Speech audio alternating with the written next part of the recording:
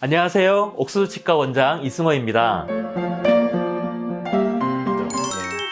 이제 뼈 이식이 필요한 경우가 있는데 어떤 경우에 뼈 이식을 해야 돼요? 임플란트를 이렇게 시술을 할 때 뼈 이식이 필요할 때가 있어요. 어떤 경우에 이렇게 필요한 경우가 있냐면 우리가 이 뺀지 너무 오래되면 우리 이를 빼고 나면 잇몸도 쭈그러들고 잇몸뼈도 쭈그러들어요. 너무 많이 쭈그러들어서 우리가 신경관을 다치게 하면 안 되기 때문에 신경관과의 거리가 너무 가까워져 있어서 우리가 수직적으로 높이를 높여야 한다든지 혹은 치아 옆구리 쪽에 뼈가 너무 많이 흡수되어 있어서 홀쭉하게 들어가 있다든지 이런 경우 우리가 이렇게 이식을 해야 돼요. 그리고 우리가 이제 발치하자마자 간혹 임플란트를 바로 식립하는 경우가 있는데 발치하자마자 식립하는 경우는 발치한 부위와 임플란트 사이에 틈이 있겠죠. 이제 그런 틈에 뼈 이식을 이렇게 많이 하는 경우가 있어요.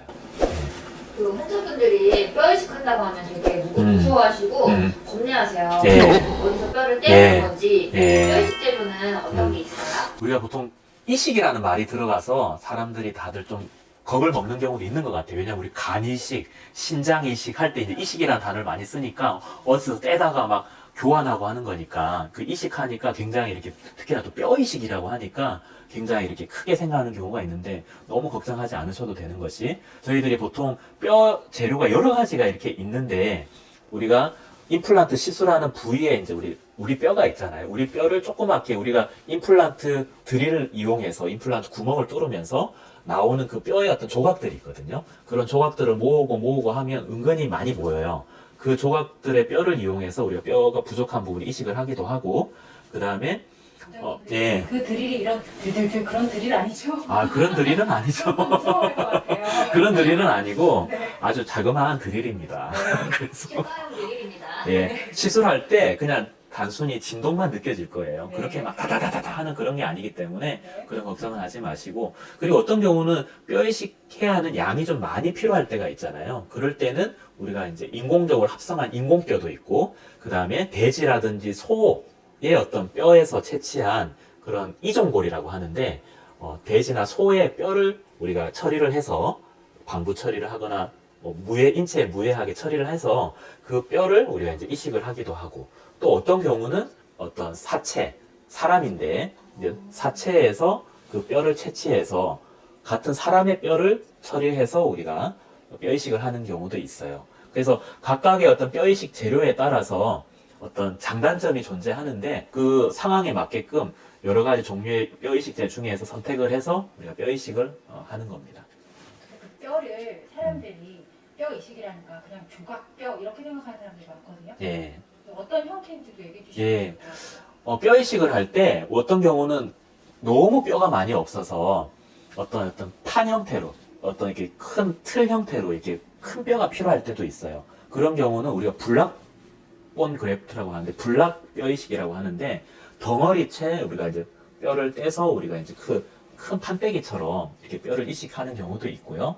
대부분은 사실은 그 어떤 큰 덩어리가 필요하지는 않고 조각조각으로 이용해서 그냥 가루처럼 그런 형태로 이루어져 있는데 그 가루 형태들이 뼈 이식제 이렇게 보면 사이즈가 다양해요. 네, 아주 가는 사이즈부터 굵은 사이즈까지 다양하게 존재해요. 그래서 뼈가 없는 부분에 우리가 그 뼈의 사이즈도 우리가 선택을 해서 우리가 파티클 형태로 분말 형태로 된 그 뼈 이식제를 선택해서 넣거나 어떤 경우는 이제 그런 블락본이라고 해서 큰 틀 가지고 있는 그런 경우는 교통사고나 이런 경우로 뼈가 많이 없어져 버린 경우라든지 푹 꺼져 있는 경우라든지 이럴 때는 큰 틀 형태를 가지고 있는 뼈 이식을 하고, 그렇지 않은 경우는 대부분은 분말 형태의 뼈 이식제를 많이 사용을 하고 있어요. 원장님 위쪽 턱에 뼈 이식을 왜 더 많이 하는 거예요? 예, 위쪽 턱이라서 더 많이 하는 것보다는 사실은 위턱에는 보면은 우리가 이게 상악동이라는 데가 있어요. 우리가 이제 축농증 걸렸다라고 말할 때 있잖아요. 그럴 때 이제 사실 위턱에는 이렇게 비어 있는 공간이 있어요. 비어 있는 공간. 이렇게 상악동 코 옆에 보면은 공간이 비어 있습니다. 뼈 속이. 그래서 여기는 우리가 어금니를 이렇게 발치를 하거나 했을 때 상악동 부분에는 이 잇몸뼈의 높이가 부족한 경우가 있어요. 그래서 우리가 이제 이 상악동이라는 공간이 있어서 이 상악동에다가 뼈 이식을 해야 되는 경우가 많이 있거든요. 그래서 많이 뼈가 부족하다 그러면 우리가 상악동 옆에 있는 뼈에다가 조그맣게 창문을 만들어 가지고 그 창문을 이렇게 열어서 거기다가 뼈 이식제를 많이 넣고 우리가 딱 닫아가지고 뼈 이식을 한꺼번에 많이 하기도 하고, 어떤 경우는 뭐 한 2, 3mm 정도 좀 부족하다든지 이제 이런 경우는 우리가 임플란트 식립하면서 밑에서 위로 이렇게 뼈를 넣는 경우도 있거든요. 뭐 한 2, 3mm라든지, 어떤 경우는 요즘은 기술이 많이 발전해서 밑에서 위로 넣을 때도 많은 양을 어느 정도 넣을 수가 있거든요. 그렇게 해서, 그래서 위에는 상악동이라는 어떤 해부학적인 구조물이 있기 때문에 아래쪽보다는 위쪽에 아무래도 뼈 이식을 많이 필요로 하는 것 같아요. 뼈이식 후에 주의해야 할 게 있을까요? 예, 말씀해드린 것처럼 위쪽에 우리가 뼈 이식을 한 경우에 있어서, 특히 상악동 부위에 뼈 이식을 한 경우에 있어서는 우리가 뭐 코를 푼다든지 이렇게 하면 휭 하고 풀면 어떻게 돼요?